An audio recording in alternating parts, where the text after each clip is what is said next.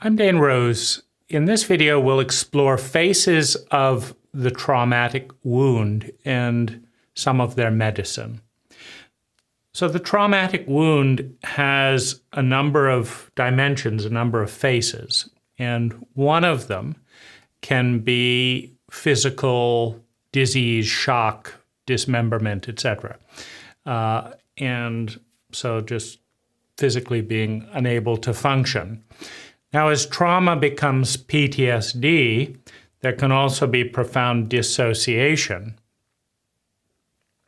and an inability to really connect or sleep or manage in the way the body could before. And so when there's strong dissociation due to intense pain, the body produces a series of pretty high dose opioids endogenously, so that you can be taking, you basically are on a high dose of morphine as you're dealing with high levels of traumatic dissociation.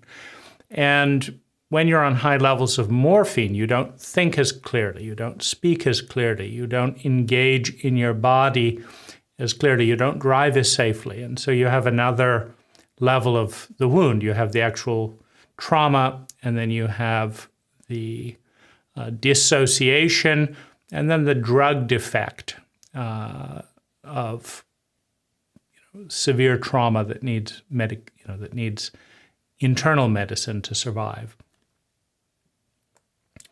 The other phase can be betrayal and ignorance, meaning the culture doesn't produce a wide group of people that say, oh, this person is in trauma, how can we help? If that happens somewhat with car accidents and things like that, but we don't do that around psychological trauma. And so one of the upsetting things is to be in enormous amounts of pain and confusion. Nobody understands, nobody wants to help, etc. And so there's a disconnect. I thought these were human beings, but they just move on past. All of these can create a financial wound because it takes money to get medical care in our Western cult. It takes skill to make money, and if you're dissociated, etc., that's harder. So there's a variety of things around that. And money and the shame of not having it can produce its own trauma, which if precipitating, losing one's home or something like that, or losing one's relationship. Because what many people do if their spouse has developed severe PTSD is they just leave. You're not the person I married or went on a date with, correct, right?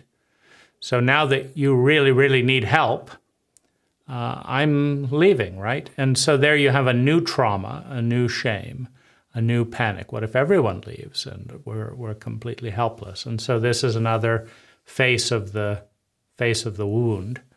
And then another, face of the wound is a crisis of confidence. And it works like this. You didn't want to have a traumatic event. I didn't want to have my traumatic event. You didn't want to have yours. Now, I did have a traumatic event. And many of the people that I trusted closest in my life participated in precipitating the traumatic event. I participated, and they participated. And all of the people in my life participated in responding poorly to the trauma. So what does that mean? What does it mean that you've been traumatized when you don't want to be, and everyone in your world has participated by causing or allowing or not responding to that trauma? Well, you have no basis to trust either yourself or the culture for such an incompetent response, right? Nobody, hopefully, in the cult wanted a major traumatic event, right? Who benefits if the cult is filled with traumatized people who can't function? Nobody, right? I mean, you may be sociopathic and self-destructive and all that and wish to live in a miserable world, but any intelligent person does not want to live in trauma and PTSD, surrounded by trauma and PTSD. But the fact is we do, right? The fact that I was traumatized means that I couldn't stop the trauma, and nobody in my life could stop the trauma. That's incompetent. The fact that I still have PTSD and complex PTSD means that I couldn't heal that PTSD, and no one in my life could heal the PTSD. More incompetence.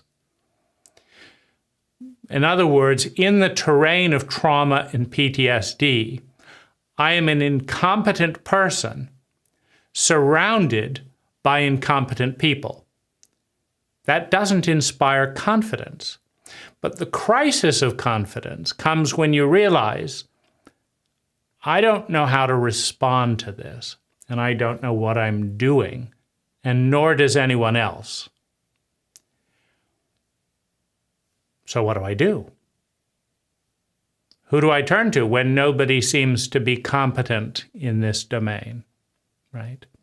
So that is a face of terror, a face of the unknown, a face of fear, a face of trauma, PTSD.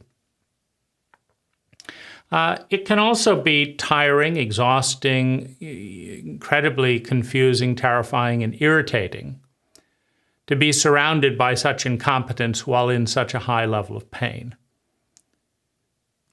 I mean, it's bad enough to be surrounded by stupidity and incompetence when you're feeling wonderful. But when every person's stupidity, every single time they're stupid, escalates your pain to already beyond bearable levels, stupidity becomes unbearable, right? And yet, stupid people don't know how to not be stupid, or they wouldn't be stupid, right? Intelligent people know how to not be stupid, but stupid people do not know how to not be stupid. And so they keep being stupid. And if you point it out to them, you're stupid for doing this, you're stupid for doing that, you're stupid for doing that, I'm stupid for doing this, I'm stupid for doing that, I'm stupid for this, right? It doesn't necessarily help, but it may create a backlash. We're not going to invite you to our party because you don't shut up about our incompetence, right? We don't want to deal with that, right? And so you have then another wave of ostracization and backlash. You also get more misunderstanding in a traumatically illiterate culture. If you say, I have PTSD, surprisingly, most people will not ask a single useful question. They won't understand your particular symptoms. And then they'll be shocked if they're surprised by your behavior. So that's, profound stupidity. But you have to deal with it, right? So you've got to educate a stupid culture that is too stupid in many cases to want to learn, right? Because an intelligent person would love to learn all about trauma. That's what intelligent people do, right? You take the worst amount of pain in the area and you do something about it. That's intelligence, right? But stupid people take the worst amount of pain and say, I don't want to know anything about that. Let's avoid it, which is stupid because then there's more of it. And so, but what do you do when stupid people do not want to understand trauma, and so they don't? And now the traumatized person has to start doing the educational duties of the culture while traumatized. It's not a very pretty picture, right? So these are the faces of the wound. Now, the other let's look at a few more phases. So another is when nobody loves you in a given terrain, in a traumatic territory. When nobody loves you and you find yourself in so much pain, you hate yourself or the world or life, and so you do not love yourself, you are completely unloved as far as you and the other egos around you are concerned. And you're also in a regressed state.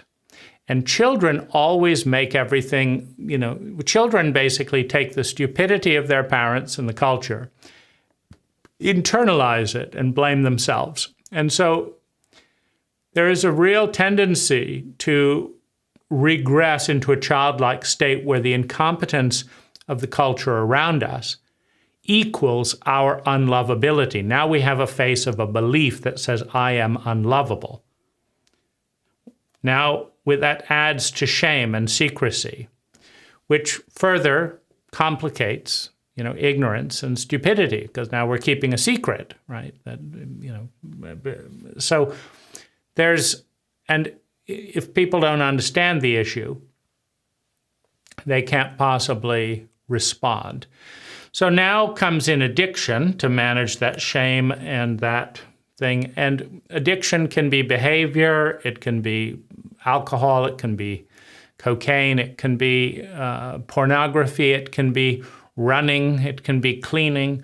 Addiction is simply something that we frantically do, we compulsively do it, in order to escape or avoid a pain that feels unmanageable. Now, once we become an addict, it's important to understand that all addicts are more loyal to pain management than they are to their job, their family, their spiritual growth, to God, to anything else, right? The ecology. Addiction is a symptom of severe pain that is not being reduced. And all addicts are in that pain, and they're using their compulsive behavior to distract and kind of create a tunnel vision that minimizes some of that pain. And the addiction will result in betraying. You won't be the best employee. You will betray your boss for your addiction. You will not be the best spouse or partner. You will betray your partner. You will not be the best parent. You will betray your children. You will not be your best self. You will betray yourself. You will not make the best decisions. You will betray your future. You will not be the best religious subject. You will betray your God for your drug, for your addiction. Be that making money, having sex, adrenaline, whatever it is that you're using to dull and avoid pain. Some of those things are the wrong decision for you and other people's long-term well-being, but they manage the pain in the short term. So you've now got an addiction that is disabling you in another face of the wound. So as you can see, the walls are closing in. There's a lot of spears on a lot of different sides, and there's not a really easy point in this whole dynamic to rest, to find peace. And this is the ultimate loneliness, the ultimate grief, the ultimate pain, the ultimate terror of pain. And the question is, how do we respond? How do we heal these wounds? And it's a multi-layered process, right? So we can heal our own ignorance by beginning on Audible and YouTube, etc., to learn about trauma so that we are less trauma illiterate. We can send those links and books to anyone who's able and willing to become competent in the area of trauma. We can seek to respond urgently to any medical issue that can be responded to reduce chronic physical pain, we can take a painkiller that brings us to the place where we can function, where we can think. Too much pain and you can't think, and so then you can't start working on the other issues, right? And so with physical emergency responded to, painkillers to a level where you can tolerate the pain, and the beginning of education about trauma, PTSD, and complex PTSD, you're beginning to heal the phases of the wound. You can seek help with a dog that can be more attentive, particularly if you had a relationship with that dog before the trauma, but otherwise training or finding a healing dog. A dog is far more competent at resolving it, preventing it, being with trauma and PTSD than 95 to 99% of people by a large margin. And so you can get a dog. It's not very, very expensive. And it's incredibly healing to begin, looking at that. You can start studying to heal your broken confidence by learning what you didn't know that you didn't know, discovering the blind spots, reading and studying trauma and abuse and, a variety of issues. Microdosing psychedelics can be medicinal and isn't harmful. Psilocybin, San Pedro cactus, at very low doses, sub-psychedelic, so they're not, you're not seeing visions or anything. They're often helpful in reconnecting us with ourselves to some degree. So and they can help with depression, which is one of the phases of trauma we didn't explore, but it's an obvious thing. Loneliness and depression is a natural fallout of being surrounded by that level of pain. It's important not to take it personally and to kind of analyze where the pain is, to as much as possible kind of create a map of what's going on. If possible, we can get to a safe place to stabilize for a month or two. That can be very healing. We can also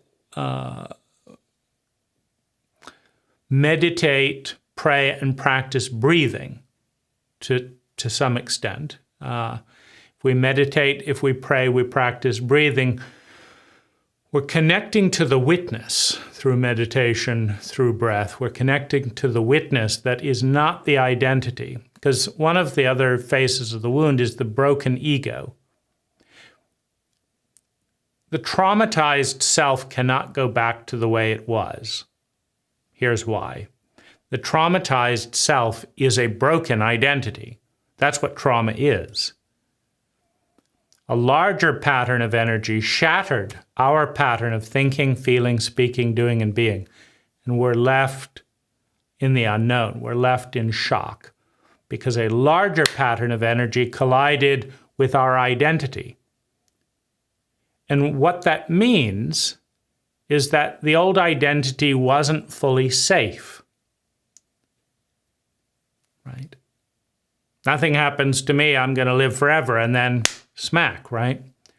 That identity is broken. You can't say nothing ever happens to you when it just happened. So you now need a new identity. And culturally, we don't talk about how to find and create an identity, right? What does it mean, a new identity? Who am I? All this stuff. We're just incredibly incompetent culturally in that domain. So I've made a channel on identity, which you can explore below, along with loneliness and depression. And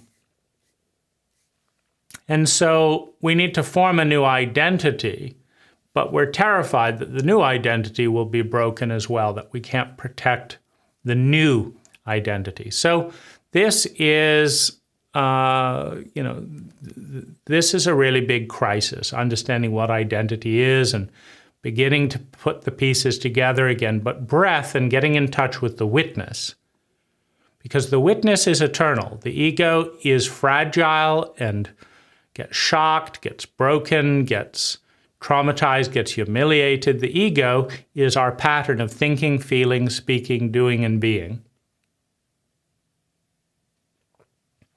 And it can get broken and it can change.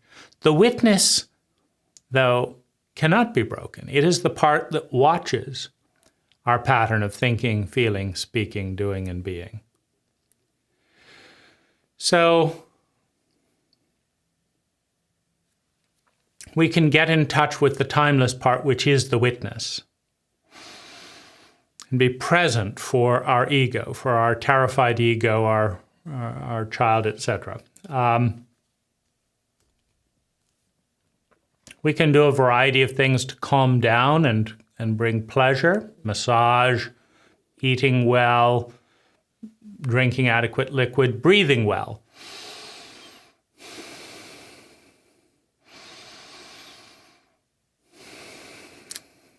Try to breathe so there isn't a stop, that there's just an inner breath. And obviously you can't do this in the middle of a physical injury where breath is tremendously painful, but as soon as you can, to breathe more. Understanding that all of your feelings are intelligent and human, that they're not to be believed or disbelieved. They are a natural byproduct of certain thoughts, certain beliefs, and certain sensations. They will produce every feeling imaginable, and each feeling has clues. And so learn a little bit. Hatred, for example, is a very common feeling in trauma, in PTSD, etc. And it's because hate is the combination of pain, helplessness, powerlessness, and a feeling of betrayal, right? A perception that other people could have stopped it or could be doing a better job to respond, but they're not doing it, right? That will create hate, self-hate, other hate, etc. And if we understand, oh, okay, hate is here because I feel really powerless. So seeking power, financial power, securing a credit card, securing capital in some way, making sure that you have adequate finances, if possible, reducing expenses, etc., so that you are capable of responding powerfully, financially, to keep yourself alive and secure in your aliveness.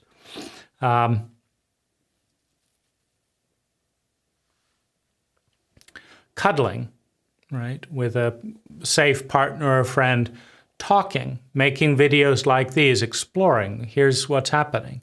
Try and tell a best friend who's imaginary.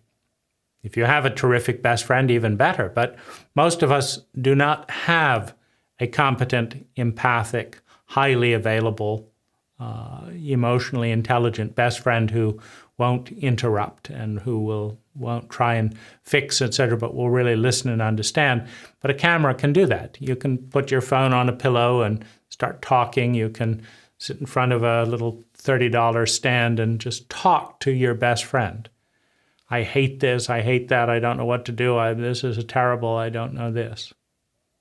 Tell that to your best friend. And what's his advice? What's her advice? Is there anything? Let the witness observe you. The judge is not the witness. I'm a piece of shit. That's not the witness. The witness can observe the judge judging you. But the self is the compassionate witness. It's not the judge. So,